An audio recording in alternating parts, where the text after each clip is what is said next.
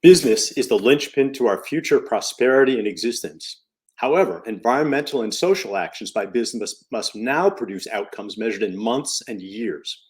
It's time for quarterly reporting to adopt explicit ESG and sustainability standards as rigorous as required accounting standards.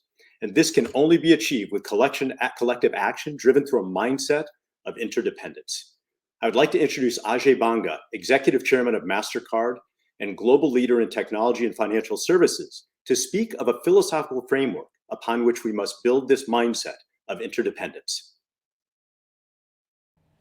Thank you, Jim. It's an absolute privilege to be here with you all today at the One Shared World Summit. Now, here's my message for all of you. Business as usual is over. Now, that is clear by the fact that we are meeting virtually today. 18 months in, the coronavirus continues to disrupt lives and livelihoods, and it has upended the day-to-day realities of how we conduct business. We can no longer take for granted things like face-to-face meetings, handshakes, or even the opportunity to make deals while breaking bread. But far more than that, we can no longer take for granted the wider range of social supports and systems that have helped the private sector along the way, from the childcare that allows our employees to focus on work for a few hours each day, and the educational systems that develop our next generations of leaders at pace and with great depth, to the small businesses that are collectively the world's largest employer and contributed to life in a million different ways, to the trade routes that move medical supplies from one point in the world to another, and the trade relations that smooth and speed their way, and so much more. I think what the pandemic has shown us is that our lives are deeply interconnected. What affects one impacts us all. It has also laid bare painful truths about just how vulnerable we really are when it comes to social inequalities, climate change, and economic exclusion. So when I started by saying business as usual is over, what I'm really saying is that we cannot go back to the way things were. We cannot go back to a time when we saw these fragilities on the horizon and we either said, wouldn't it be nice if you could help out with that? Or worse, we looked away because we thought they didn't have anything to do with us or our business. The truth is, they have everything to do with our business because they impact people.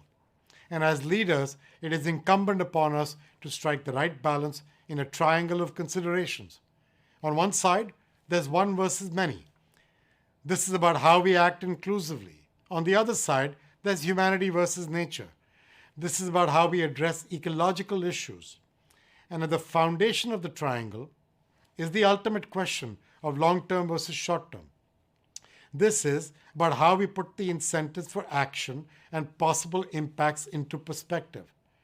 We are all part of an interconnected system. And once we see that, our responsibility becomes very clear.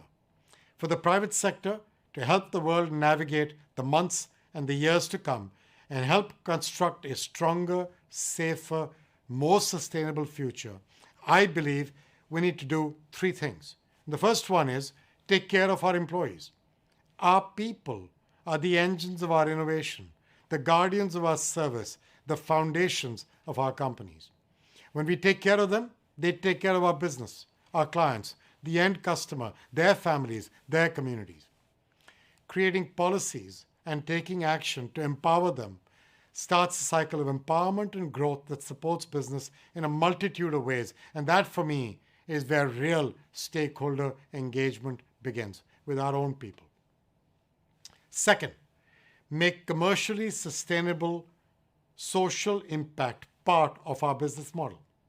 Our greatest challenge for the foreseeable future will be to actually do, to get things done. And not just continue on as we did before, but to find within us the business models, the capabilities, the strategies to support the systems that in turn support us. We need to step up as the merchants of peace and prosperity because we have the ability to unleash the forces of innovation, of creation, and the motivation to drive solutions with both business and social impact. And third, partner for long-term impact. Today's CEOs have made commitments to reverse the harmful effects of climate change while limiting further impacts on our environment. They've made commitments to deliver opportunities for meaningful livelihoods and to drive sustainable economic growth. Delivering on these commitments in a meaningful way is not something any one CEO or one company can do alone. Our partnerships, our collaborations make us all stronger and much more resilient. They offer us the chance to bring our strengths together to create an impact far greater than the sum of its parts. The next decade will be shaped by the quality of these partnerships we develop and the systems we create to enable a recovery that places resilience at its core. My hope is that we can build a new business as usual, where collaboration and trust are the expectation, not the exception. I hope you will all join me in putting our shoulders to the wheel and making this a reality. Thank you.